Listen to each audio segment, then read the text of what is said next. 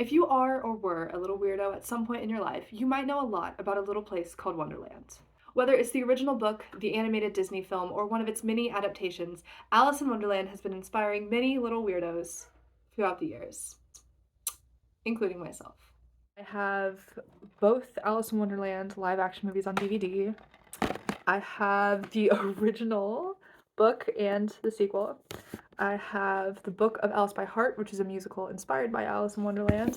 I was the Cheshire Cat in a production, or in a song performance of Welcome to Wonderland, which is from a different Alice in Wonderland inspired musical. And I have a poem I wrote that was inspired by Alice in Wonderland called Wonderland. Alice in Wonderland and Through the Looking Glass were written by Charles Lutwidge Dodgson under the pseudonym Lewis Carroll. They are children's stories that have managed to confuse many while delighting others. And the books are known for their fantasy nonsense and are mostly written off as such in the modern age. But they have a lot of little threads that some people have found meaning in.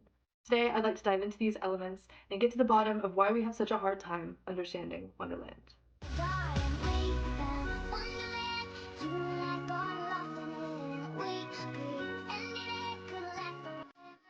I'm gonna get on the floor for the next part because I can't sit in this chair the whole time. I'll lose my mind. As I mentioned, Lewis Carroll is a pseudonym used by Charles Lutwidge Dodgson. I hadn't planned on talking about the man behind the book, but after doing some research, I realized there's a lot to say, and I would feel weird leaving some of it out. The titular character of Dodgson's most famous work is actually based on a real-life person. Alice Little was the daughter of a friend and colleague of Dodgson, and herself was a friend to Dodgson. And if you're thinking, whoa, red flags, he was friends as a child? Yeah, a lot of people are saying that. Some have speculated that Dodgson had an inappropriate relationship, or at least inappropriate feelings, with Alice Little, but most of this is just speculation. Some people even go as far to suggest that because Dodgson, who was also a well-known photographer, took pictures of nude or partially nude children, that he was a pervert. However, of the time that Dodgson was living, nudity of children was seen as a symbol of chastity. I'm pretty sure that's ironic. So keep that in mind as I describe the circumstances of which Alice in Wonderland was born. Dodgson was known for befriending many children and was a caretaker of sorts to most of them, including the little children. Alice, speculated to be Dodgson's favorite, became the protagonist one day when he decided to tell her a story about herself. Alice is said to have loved the story so much that she begged him to write it down, and eventually he did and published it. Many of the elements and characters of the story are said to have been inspired by things from Dodgson's life. A garden that didn't permit children became a garden outside of a locked door, and a name had been inspired by a stutter, etc. If you want to know more about these supposed inspirations, I would highly recommend the video The Hidden Meanings in Alice in Wonderland. I have it linked in the description. Despite popular belief, there is no evidence that Alice in Wonderland was written under the influence of alcohol or drugs. In fact, the style of writing is intentional, and the work was not only children's literature, but the creation of literary nonsense. If you've seen the 1951 animated film, you've pretty much experienced the majority of the book. There are a handful of scenes that aren't in the film, such as Alice's interactions with a grumpy duchess, a mock turtle, and a griffin, but for the most part, the book and the movie are, for all intents and purposes, the same. Just made more simple for film. There are scenes in the movie that are not from the book, or at least the book Alice in Wonderland. Tweedledee and Tweedledum, the idea of an unbirthday, the talking flower garden, and the plethora of pun-based Wonderland bugs are nowhere to be seen in the original book Alice in Wonderland, but let's put a pin in that for now. There is one thing in Alice in Wonderland the book that you may recognize if you are a fan of the 2016 film Through the Looking Glass. While at the Mad Tea Party, Alice has a conversation with the Mad Hatter about time.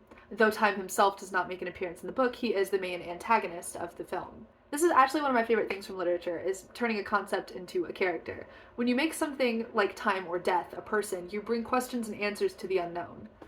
But that might just be the poet in me. Alice in Wonderland was, for all intents and purposes, a children's book. It wasn't meant to be deeply thought about or analyzed, but literature lovers and English teachers love to disagree. Alice in Wonderland, according to SparkNotes.com, has a lot of metaphors for growing up. Throughout the plot of the book, Alice is growing constantly. Each time she grows, Alice has to adjust to how her body is now different. She gets taller, smaller, and at one point even has an unreasonably long neck. Another element of growing up is shown in Alice's immaturity at times. Although Alice herself is still young and learning, the people of Wonderland keep asking her to act more grown up and chastise her for not knowing things. The parallels between this and puberty are apparent when you know to look for it. Even over 100 years later, children are too familiar with being forced to have a foot in two doors. One person will tell them to enjoy being young, while the other one is telling them to be more mature. For the most part, Alice follows a straight path from here to there as she encounters all the strange scenes across Wonderland. She falls down a rabbit hole and ends up in a corridor. When the corridor floods because Alice cried too much, relatable, she literally gets swept away into the next scene. While point A and point B don't often connect, it does make sense how she gets from one to another. Even the scenes themselves, while silly, make a bit of sense. The characters in a scene may be wacky, but the scenes themselves stick to the logic of our world, though a bit out of order. When Alice sits on a court trial, the sentence is given before the trial. Otherwise, the court trial goes pretty much the way you expected. This could be a metaphor for how it feels to be growing up. You don't feel like you understand the rules, even though they supposedly are there. You feel like things are happening out of order from the way you expected them, but they're happening the way they're supposed to happen. You may be thinking, Abby, things being in order or out of order kind of makes sense. I mean, it is Wonderland, but the flow of the book's sequel is a lot different.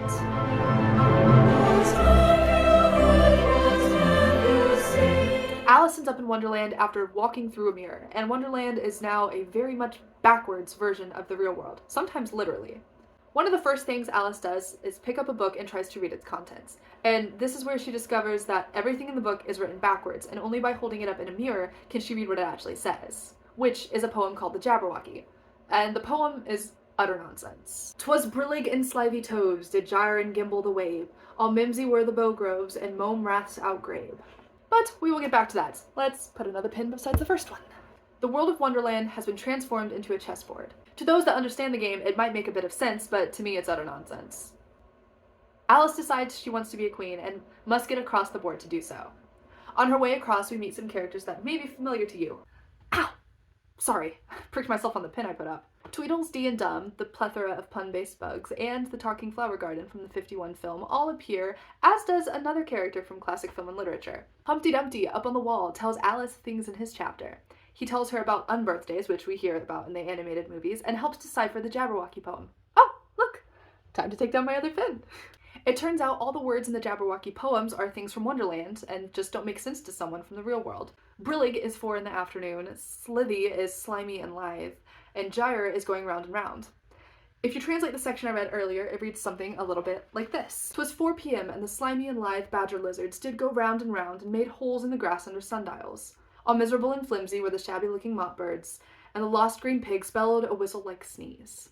Unfortunately, the poem is still utter nonsense, and seeing as Humpty only gave us translations for the first paragraph, a good chunk is left up to interpretation. Speaking of Humpty Dumpty, he is one of many characters who chastises Alice for not saying what she means. The citizens of Wonderland take things very literally and say things the same way. They are constantly getting on to Alice for saying words and phrases that aren't meant to be taken literally. I really like this aspect of Wonderland. Aside from being a very tedious way of speaking, it gives some rules to a very chaotic world. However, their insistence of using words well may be because in Wonderland words have power. On multiple occasions, Alice says something only to later have it come true. She recites the story of Tweedledum and Tweedledee only to later run into them. She entertains herself with a Humpty Dumpty rhyme only to watch the story unfold before her eyes later that same day. She wishes to be queen and later finds herself with a kingdom. Aside from coincidences and word rules, nothing in Wonderland makes sense this time around. Alice runs as fast as she can and finds she hasn't moved a single inch. One of the queens tells her she'd have to run twice as fast in order to get anywhere, but multiple times throughout the story, Alice stands completely still, only to find herself somewhere else. If you were trying to find deeper meaning, you could say that's how life is. You grow older only to feel like nothing changes, and then try to capture a moment only to find it slipping away. Personally, I think Dodgson was just trying to amp up the nonsense. And in a way, that's what Wonderland's all about. Nonsense. Do you think we think you're Alice? Do you think we think you're Alice? You're so one and only. I mentioned earlier that one of my favorite musicals, Alice by Heart, hinges on the story from Alice in Wonderland. Alice in the musical is a fan of the book, and when things in her life start going badly, she finds herself trapped in reenacting the story in order to ignore the bad things that are happening around her. My favorite thing about the musical, aside from the vocals of Molly Gordon and Colton Ryan, is the Wonderlandness of it all. The beauty of Alice in Wonderland is that, though you can apply meaning to everything, it might not be meant to be there. Alice in Wonderland is a children's novel. It's meant to be entertaining and nothing more. My favorite thing about Alice in Wonderland is how easy everything is to understand in it when you realize there's nothing to be understood. Taking the weirdness of Alice in Wonderland and applying it to a retelling, such as Alice by Heart, adds a degree of childlike imagination to what could be a depressing situation. Unless the retelling is just meant to be dark, and then it's just insanity. Alice in Wonderland and Through the Looking Glass weren't written to have deeper meaning. They were, for all intents and purposes, nonsense, tied together with a few themes. The beauty of the story isn't in a linear path or even the insanity of its world, it's in the headstrongness of Alice. Unlike the films, Alice in the book is very stubborn and headstrong. She knows what's right in her world and insists on things working the same way. It's not that she doesn't adapt, it's that she perseveres through the story by sticking to what she knows to be true. She has multiple moments where she's afraid she's not herself. She even has a moment where she questions if she's actually one of her classmates, but at every twist and turn, Alice is sticking to what she has been taught and the way she has been living her life. One of her best qualities is the fact that she won't be spoken down to or told to be something she's not, and this is something that a lot of young readers like. Other popular characters like Katniss Everdeen or Percy Jackson are good examples of characters readers like because they fight against the circumstances of their world. What makes reading Alice in Wonderland so relatable isn't the wackiness, it's the relatability we find in its protagonist as she experiences and reacts to the nonsense of the world. As one YouTube comment put it, the whole book tells stories of Alice making assumptions that are wrong. Whereas any adult would have rejected such nonsense, Alice's innocence and playfulness allow her to carry on. The world is weird, anything is possible, but only to those willing to accept that. As I said earlier, you can apply meaning to anything. You can look at Alice in Wonderland as a book about the world through the perspective of a child. Things don't make sense. People talk down to you. People seem meaner than they are, or people seem crazier than they are when you don't understand why they do the things they do. That being said, the best part about Wonderland is that it's not meant to be understood. It is just a story. Everything is just happening in front of you as you are watching the movie or reading the book. It's not supposed to be this big metaphor. It's not supposed to be a symbolism. It's just supposed to be. And that's all it really takes for you to understand Wonderland. And now we're down the hole and really on a roll. And something on the shelves, hold something of ourselves. Nobody's perfect, right? Did you just have a stroke, Pam? It's nobody's perfect. Nice stroke, Pam. The fan's gonna drive me crazy. Again, I say, short drive. I'm not gonna stick my hand in the fan. I'm not gonna do it. Topeka, Kansas. Topeka, Kansas. Ow, ow, ow. Oh my gosh, that's a lot of dust. Stop it. Note to self, tell dad I need to clean my fan. I need to read the full sentence. Under the pseudonym. Okay, wait, read the full sentence. Read both sentences. I could just zoom in on this whole thing. That'd be so helpful. Oh my gosh, you can. I'm not a chair person, I'm a floor person. This is what the floor people look like. This is all just going, it's all going in a blooper reel. It is all, the plant's gonna hold it still. Okay, I'm gonna turn the fan back on. No, I'm not. Slow my talking. I don't have this written down, so I'm making it up. The flow of the book's sequel is a lot different. I feel like I just did a Miss Mojo voice. A lot different. Welcome to Watch Mojo. That was funnier. Okay. See, we're the shabby looking mop burbs. And the lost green... I said burbs. However... Ha ha ha ha. Alice runs as fast as she can and founds... Oh, I forgot I was changing the ending of this. Ah, what is the words? Good examples of characters we just like. Okay. Things are just weird. Is... I didn't finish writing the script. Wonderland. Cool. Cool, cool, cool. Oh, and one more